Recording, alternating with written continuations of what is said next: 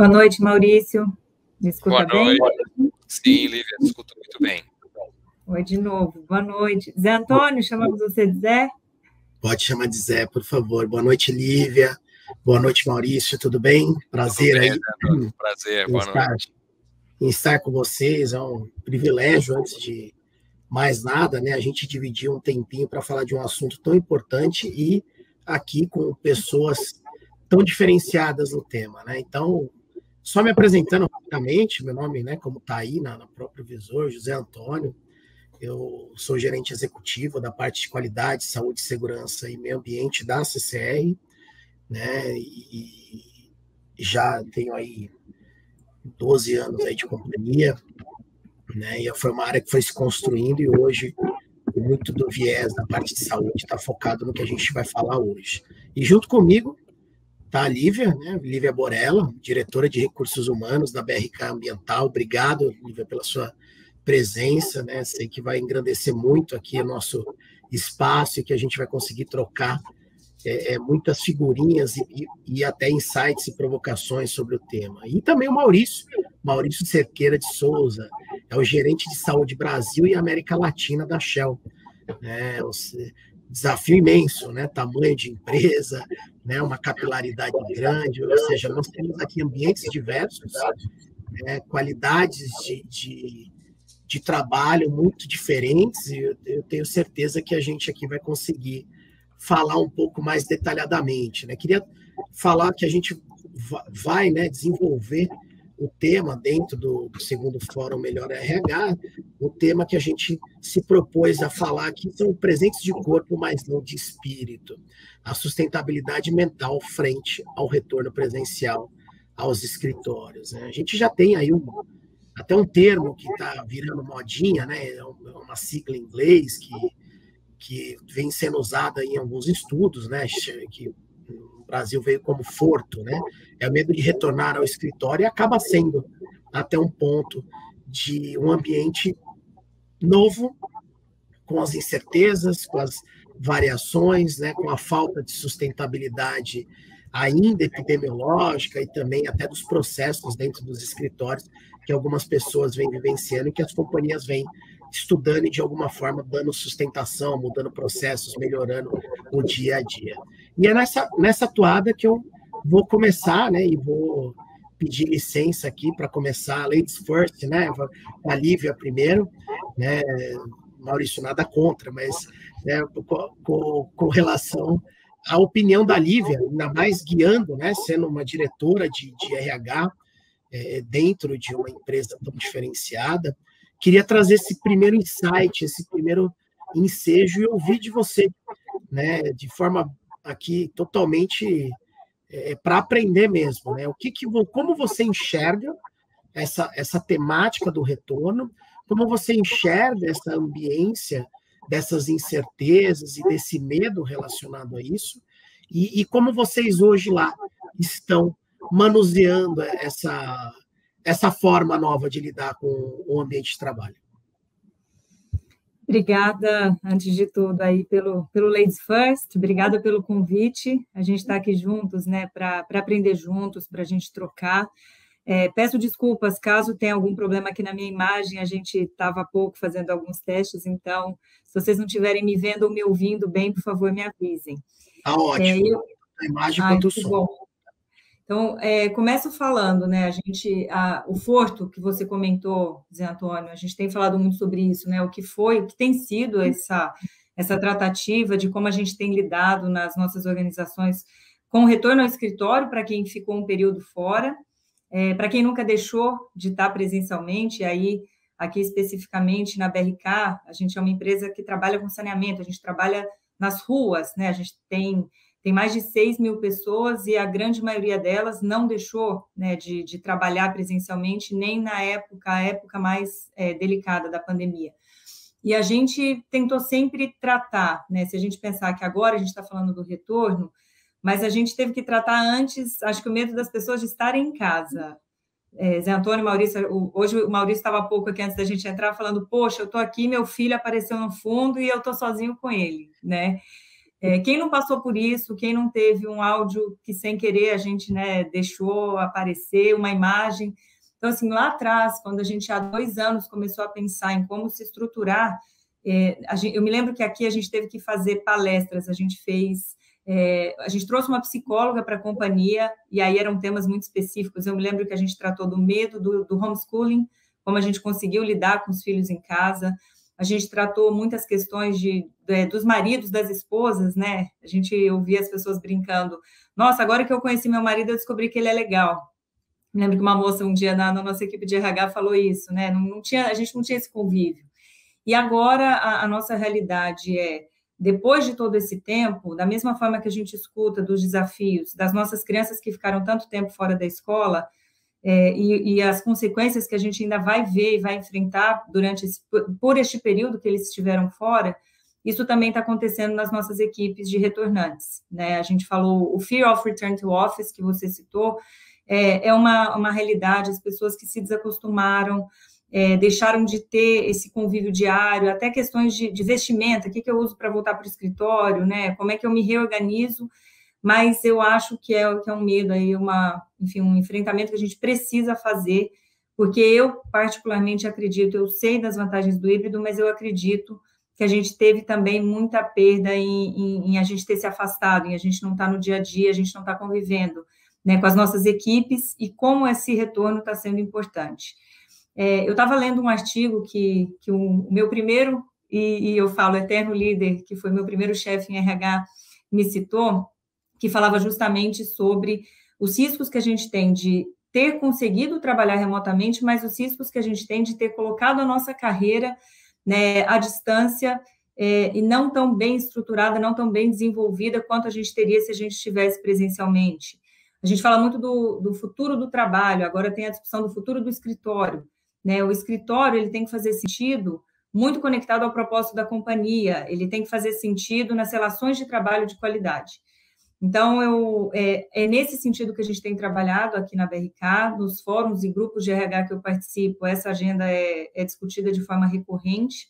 Eu acho que o nosso grande papel, né, nas áreas de saúde, aqui a gente está num fórum que a gente fala de felicidade corporativa, o nosso grande papel é pensar em como ter esse significado, né, para quem está no escritório, para quem está no modelo híbrido, e fazer o melhor uso do tempo que a gente estiver aqui. Eu hoje, coincidentemente, estou no escritório, né, não estaria, poderia estar trabalhando de casa, mas justamente porque eu queria estar centrada, queria ter certeza que eu ia conseguir estar aqui dedicada para esse fórum que a gente está. Eu acompanhei parte do que foi hoje, discussões bastante ricas, mas eu queria justamente poder estar aqui para poder ouvir de vocês, para a gente conseguir falar um pouco mais de a melhor forma de fazer isso.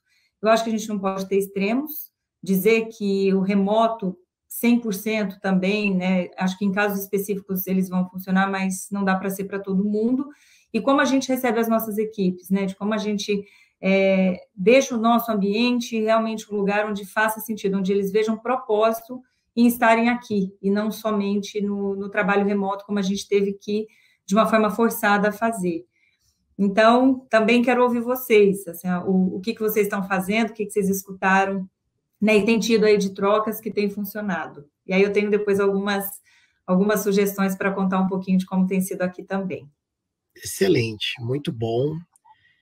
Vou emendar agora com o Maurício, né? O Maurício tem aí uma particularidade interessante que eu queria ouvir dele, Maurício, que é assim, você tem um time de operações bem disperso, né? Ou seja, a granularidade é bem grande, assim como o da Lívia, assim como o nosso caso, porque são mais de quase 4 mil quilômetros de rodovias, né? São mais de 100 quilômetros entre metrôs e trens, né?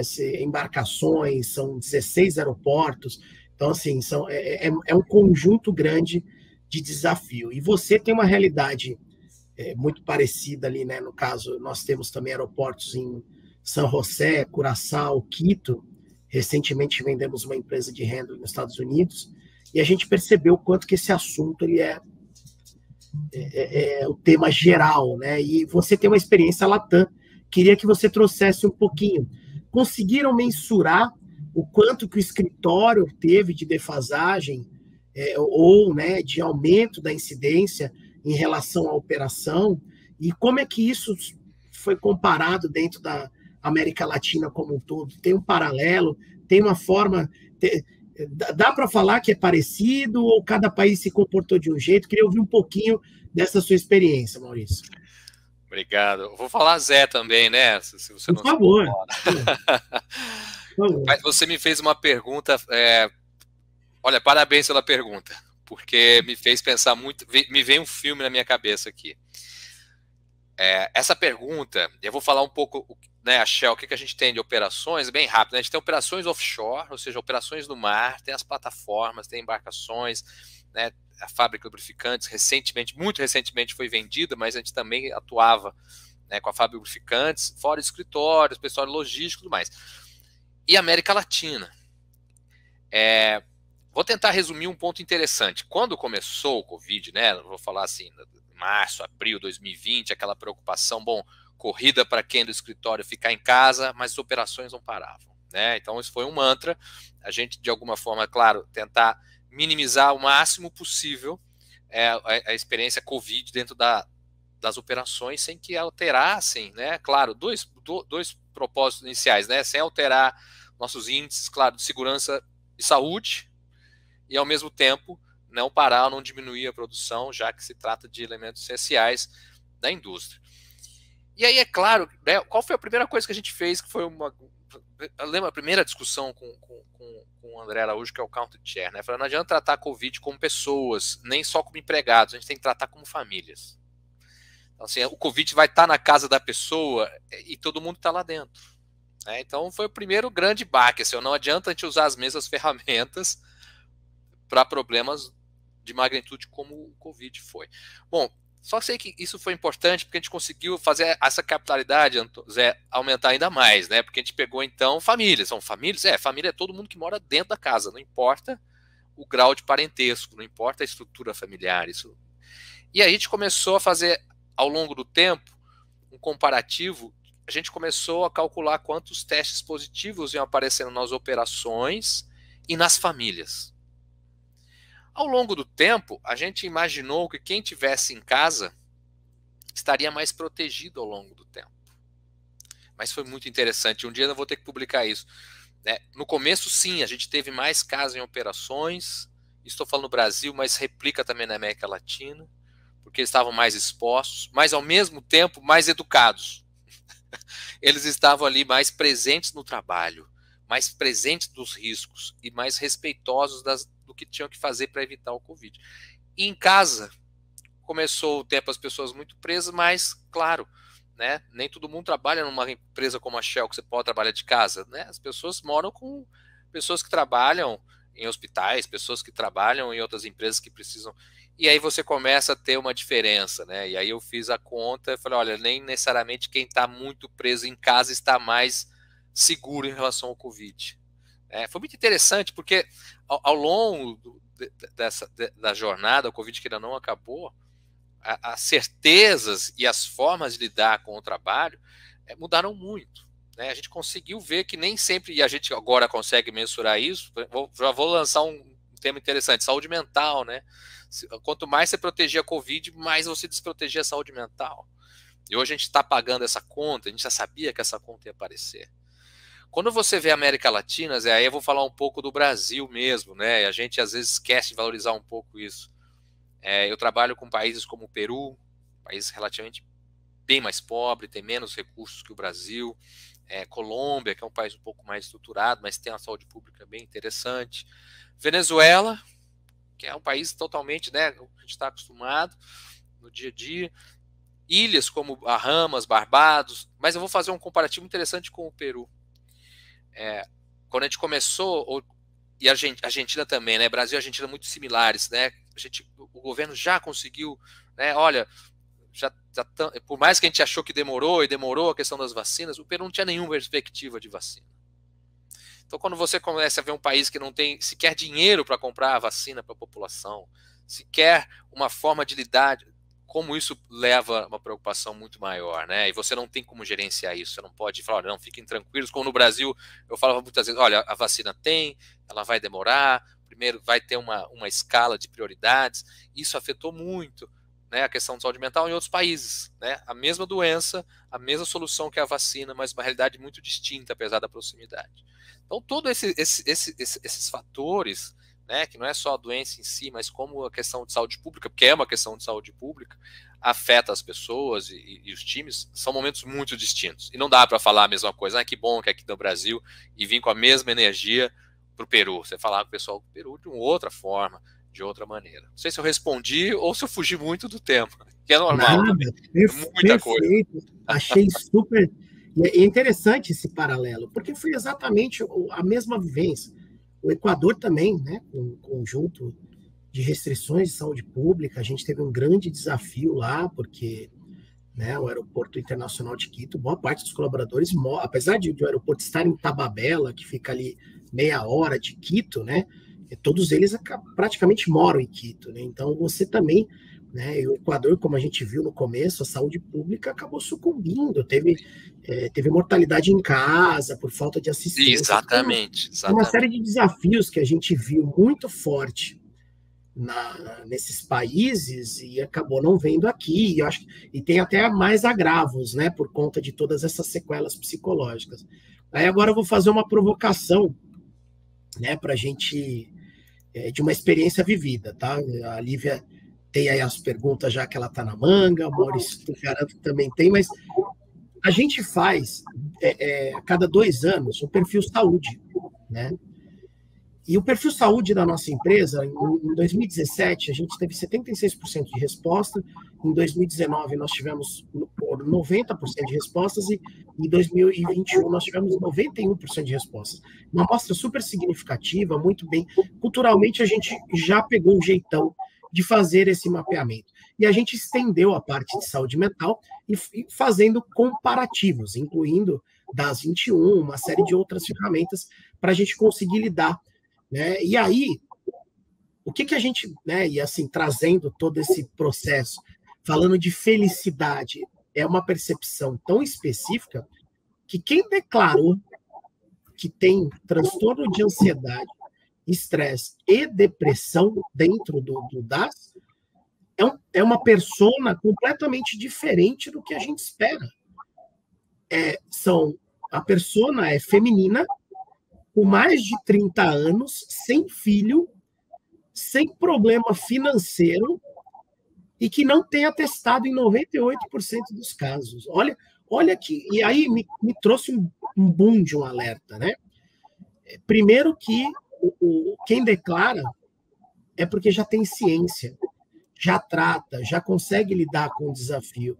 Quantos dos outros estão numa zona cinzenta, numa penumbra, que a gente ainda não identificou e que vão desenvolver transtornos, né, psicomentais dentro desse processo de volta e vão se exteriorizar agora com o retorno aos escritórios. Né? Então, trazendo esse paralelo, por exemplo, dentro da própria pesquisa, a gente viu uma concentração super relevante que de 10 a 15 vezes de aumento em algumas funções administrativas em relação às funções operacionais. Temos praticamente 19 mil colaboradores hoje no país, né, sendo que 13 mil são operacionais, né?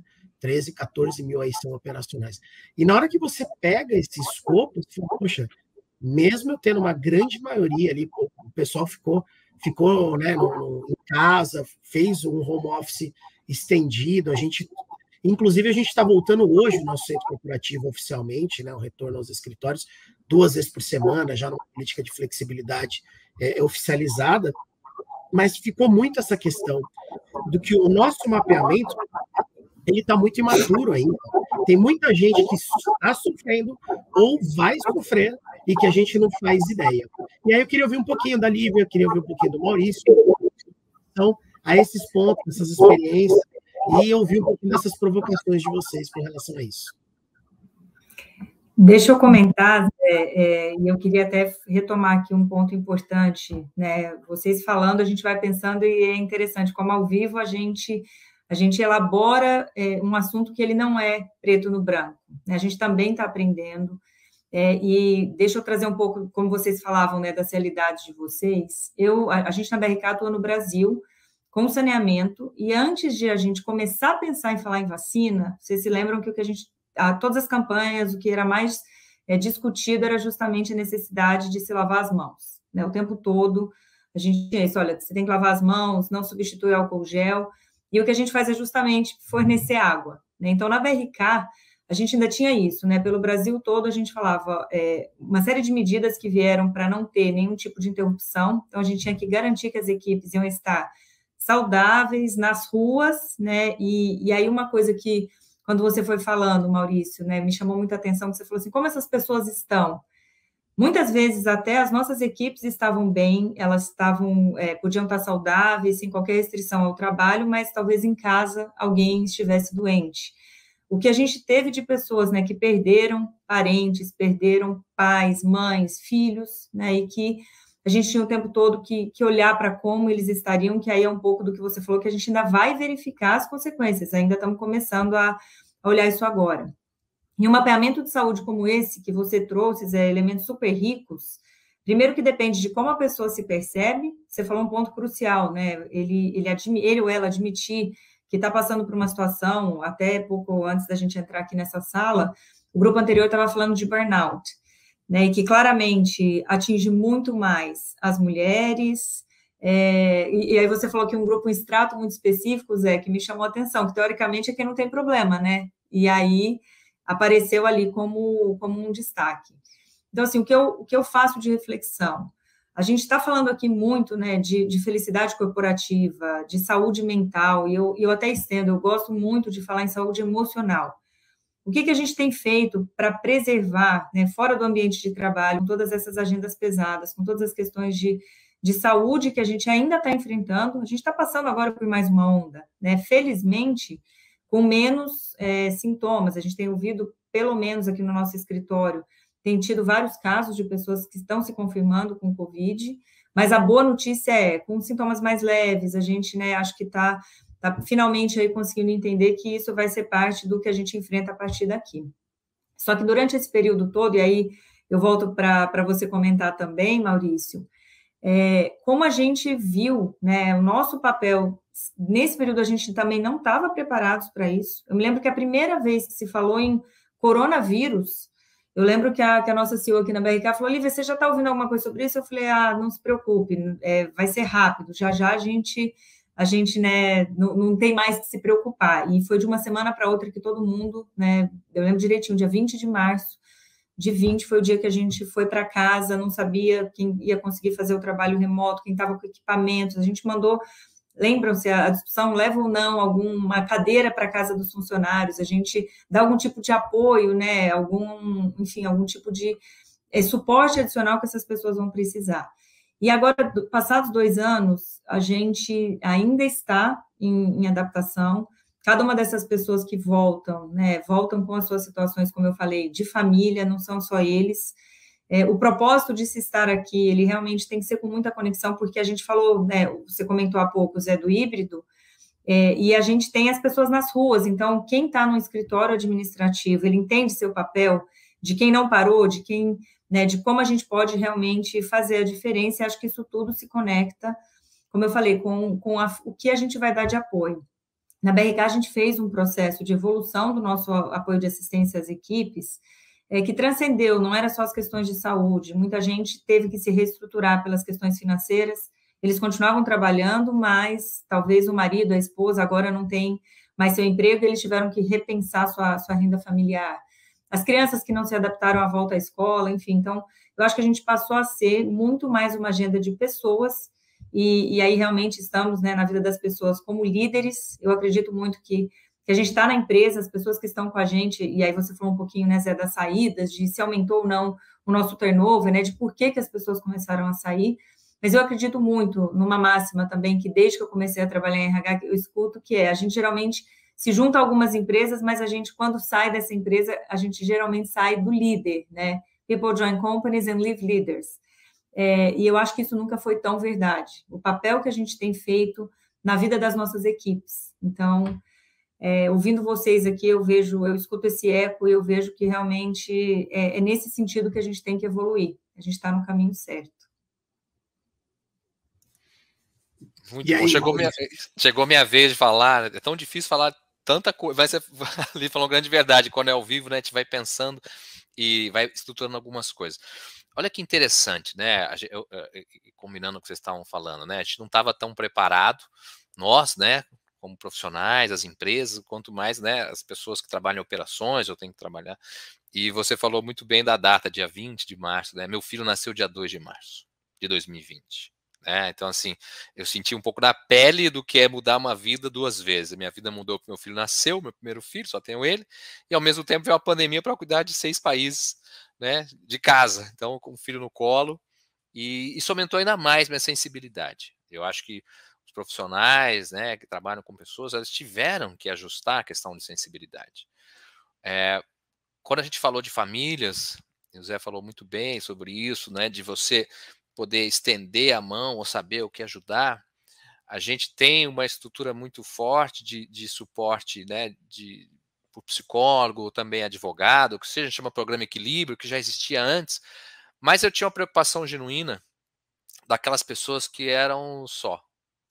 Né? O Zé falou muito bem da persona, uma mulher que nunca foi afastada, né? E aí eu coloco aí entre parênteses chefe de família ou que mora sozinha e que tem os pais doentes e que moram longe. E que às vezes o pai está até com Covid, eu estava internado, e eu falei, quem está ajudando essas pessoas? E muitas vezes ela não queria expor isso no trabalho, porque né, eu entendo, é um comportamento. Não, eu posso estar frágil, mas no trabalho não, porque o trabalho é o que me sustenta. E a gente sabe que é aí que começa a envergar demais essa coluna, essa certeza, né? Quando você aposta só numa certeza e o resto está muito frágil, uma hora vai quebrar. Então a gente fez uma coisa interessante que na Shell é muito conservador, eu nunca vi ninguém fazer, a gente ligar proativamente para as pessoas. Aleatoriamente, eu falei assim, também não vou procurar essa pessoa, né? Vocês estão, não, vamos fazer aleatório. A gente começou com 100 pessoas. Né? Quem ligou foi um psicólogo. Falou, olha, eu estou ligando, que é da Shell. Teoricamente, como é que você está? Se você quer falar comigo, ou vamos marcar um horário, não precisa ser agora e tudo mais. Primeiro mandava um e-mail, depois ligava. Né? Se a pessoa já quisesse, não, ela não quero que ninguém me conecte. O mais interessante aqui de cada 100, a gente fez isso depois algumas vezes, porque viu que já 25% precisavam de alguma ajuda. Nem que seja para falar. Né? Uma ajuda assim, eu preciso contar o que está acontecendo comigo. E muitas vezes essa conversa, algumas coisas já eram resolvidas. E dessas, entre 5 e 6 precisavam de algum tipo de suporte específico. Mas elas não tinham procurado. Porque elas ainda não achavam que ainda não era a hora. Né? Queria ser, ainda estou bem. Mas sabe que uma hora, não, mas ainda estou bem. Né? Uma hora melhora. E como você colocou, ele a gente achou que ia acabar logo a pandemia. Eu falei para todo mundo, eu não sei se alguém gravou na época, falei, gente, em 3 meses acabou isso. É mais preventivo, a gente está indo para casa, a gente vai entender como é que é essa doença, mas aí, antes eu acho que quando eu acabei de falar isso, falei, nossa, acho que no dia seguinte já mudou totalmente, está sendo muito dinâmico.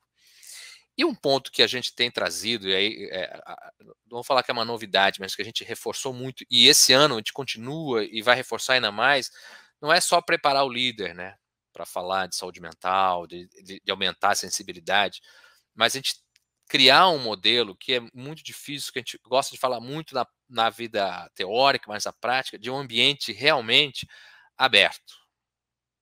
Né? Um ambiente aberto não é aquele ambiente que o chefe fala, não, aqui todo mundo fala o que quer, desde que pense como eu penso, desde que acho o que eu acho, desde que seja relevante para o grupo. Ou seja, opiniões muito diferentes, pontos de vista muito individuais, não são tão bem-vindos. Então, como é que você cria um ambiente de diálogo aberto? E eu falo que não é só da pessoa poder falar e o outro escutar, mas de acolher aquilo que está sendo falado, né? De poder encaminhar, ou de modo coletivo, individual, um problema de uma pessoa ou do próprio time. E você trabalhar em cima dessas questões de uma maneira coletiva e não do indivíduo. Né? Ainda eu vejo questões de saúde mental são muito individualizadas. O Maurício não está bem porque aconteceu uma coisa com ele. Porque ele... Mas não, olha, o Maurício não está bem, mas o time, de alguma forma, não está ajudando. Ou o time também não está sabendo lidar com a situação, ou provavelmente tem mais 2 ou 3 Maurício no time que está na situação e a gente não sabe. Né? São reflexões muito mais profundas que a gente está incitando, na verdade, treinando os líderes. Né? A gente não fala só... o ano passado a gente fez um treinamento de 8 semanas só de mental health para os líderes. Para que eles entendam, né, que a questão de saúde mental E a felicidade, não espere que venha do RH, que venha da área de saúde, que venha um psicólogo, um psiquiatra, um super especialista. Ele vem de dentro da casa. Ele vem daquele líder, como você bem colocou, Lívia. Se o líder não é bom, se o líder não... o funcionário sai.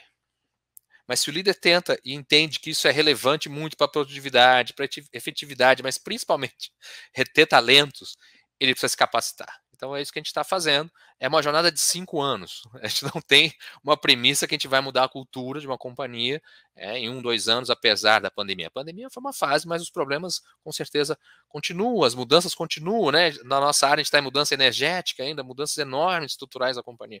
Então faz parte mudança, mas faz parte a gente também mudar nosso mindset, mudar como a gente lida com pessoas. Essa é a verdade. Perfeito.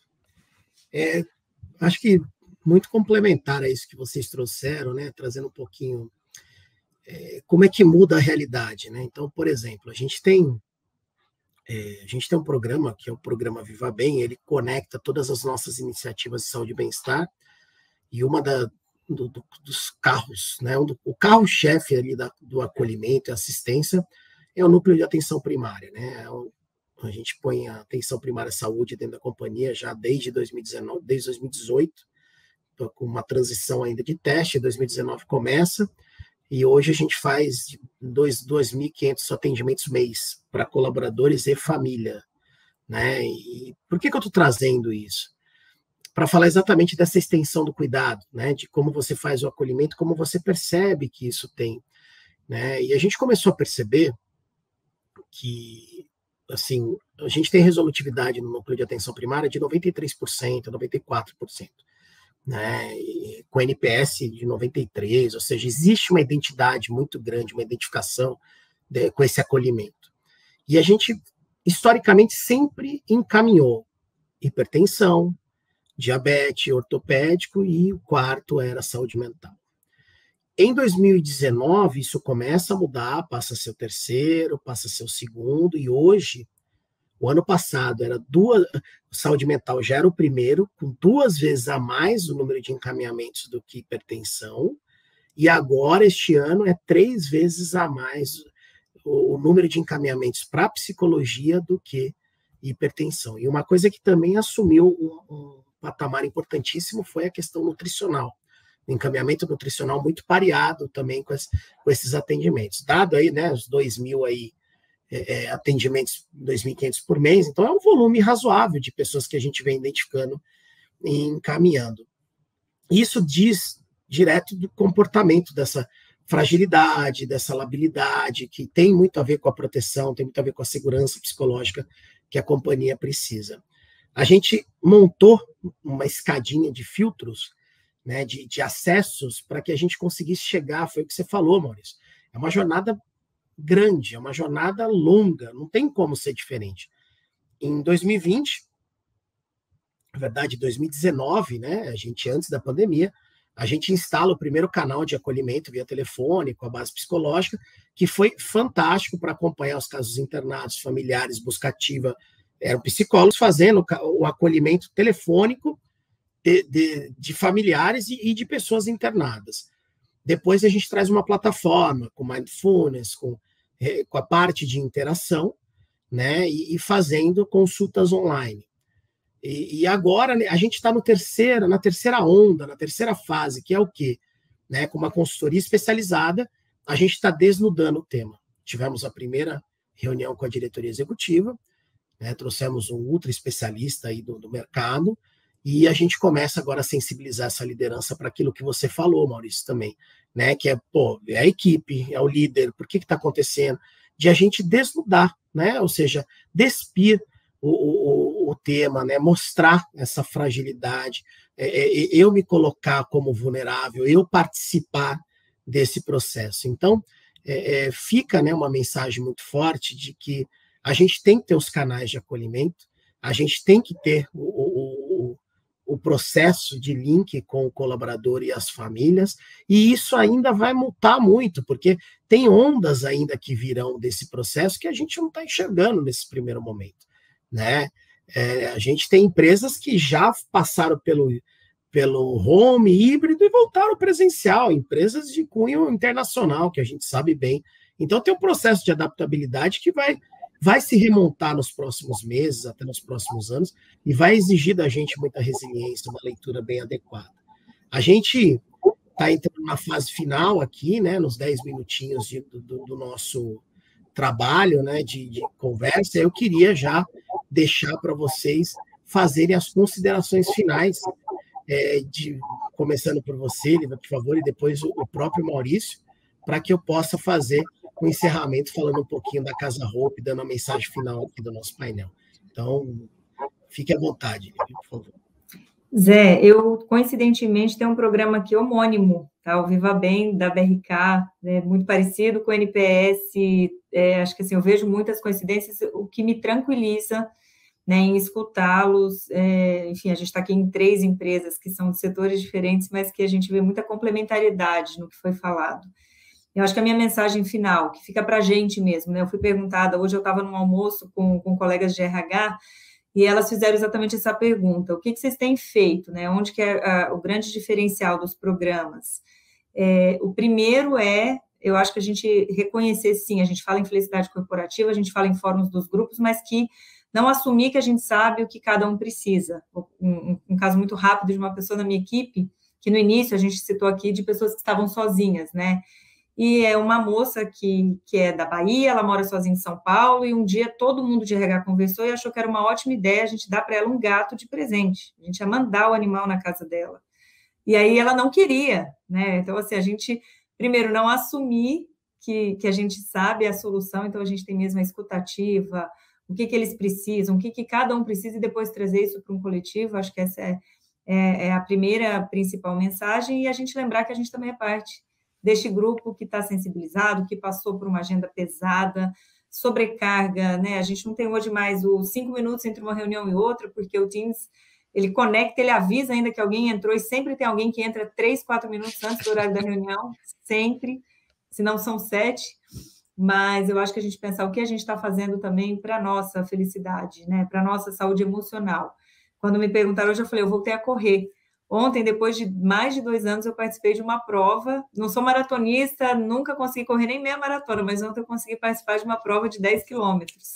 Foi uma corrida da Track and Field que foi muito legal, assim, eu ver o clima das pessoas, marido, esposa, falando que bom que a gente está aqui, né, e a gente voltar a se reconectar com o que faz bem para a gente. Então, acho que essa é uma mensagem que eu deixo aqui para todo mundo que está ouvindo a gente, para a gente próprio, a gente lembrar que também precisamos, né, cuidar antes de tudo da gente, antes de líderes, mas eu, Lívia, mãe do Bento, esposa do William, acho que isso tudo é o primeiro passo aí que a gente tem que dar. Então, queria agradecer, e foi muito bom escutar que a gente está em caminhos aqui parecidos, coincidentes. Excelente. Maurício, suas considerações finais aí para a gente. Tá, joia. Vamos encerrar. Primeiro, agradecer também, achei maravilhosa a conversa, passou muito rápido. Meu filho se comportou também, mas eu queria também só colocar essa mensagem, né? E reforçando, a gente usa muito a palavra care, né? De cuidado, mas é a mesma coisa. Quem sabe cuidar do meu filho sou eu, né? Eu e minha esposa. Ah, você pode cuidar do meu filho? Pode, mas como é que eu sei que eu estou cuidando bem de uma pessoa, de uma criança? Perguntando, ouvindo, aceitando, não julgando, não se colocando na frente, né? Todos os aprendizados que são tão óbvios e ficaram tão já eram difíceis, e durante a pandemia, justamente a questão da tela, a gente se fala hoje por uma janela desse tamanho, né, bidimensional. E como é que esses elementos humanos vão ser, com certeza, é um desafio por um longo tempo, né? A gente não sabe o tamanho dessa conta.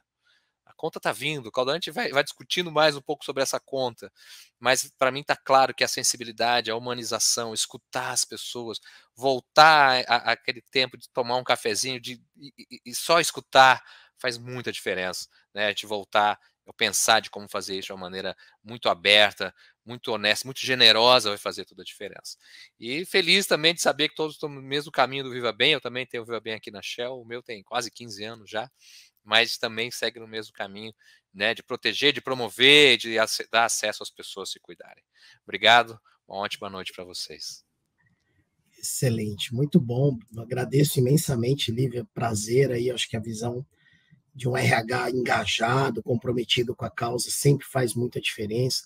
Ter uma visão, né, de uma área de saúde, aí Latam também, né, eu acho que é importantíssimo para a complementariedade, né, então, assim, eu acho que a gente trouxe um pouquinho mais de tempero para esse processo. Eu agradeço demais a gente ter a oportunidade de conversar sobre isso, falar né, num fórum de felicidade, ou seja, de buscar maneiras de prevenir e também de promover felicidade dentro do ambiente de trabalho, que eu acho que é muito importante. Aproveito aqui para fazer o encerramento falando, vocês podem olhar na tela, tem o QR Code no inferior direito, falando um pouquinho da Casa Hope, né, o Fórum Melhor RH, ele tem aí, né, uma parceria com a Casa Hope, que cuida de crianças e adolescentes com câncer, em tratamento clínico e cirúrgico, então vale muito a pena aí vocês entrarem nessa causa para doar um leito, por exemplo, um leito ano, né, de cuidados clínicos, custa em média R$30 mil, que é a meta que a gente está procurando aí no próprio evento fazer, né, direcionar doações e ajudar aí as pessoas com uma causa tão nobre, tão importante, porque independentemente da pandemia, né, essa é uma patologia, um câncer ele não espera, né, e ele não pode parar o tratamento, ele precisa de cuidado especializado, então peço para que quem esteja nos ouvindo contribua, faça aí o seu, baixe aí no QR Code e possa fazer as contribuições para ajudar nessa causa tão importante. Agradeço novamente, Lívia, muito obrigado, um prazer. Maurício, prazer também, muito bacana. Uma coincidência de saber que os nossos programas têm o mesmo nome, né? Então, prazer imenso. Obrigado pela parceria, uma boa noite a todos, boa noite para vocês. Obrigado, boa noite para vocês. Tchau, tchau, Lívia. Tchau, Zé. Um abraço. Tchau, tchau. Tchau, até.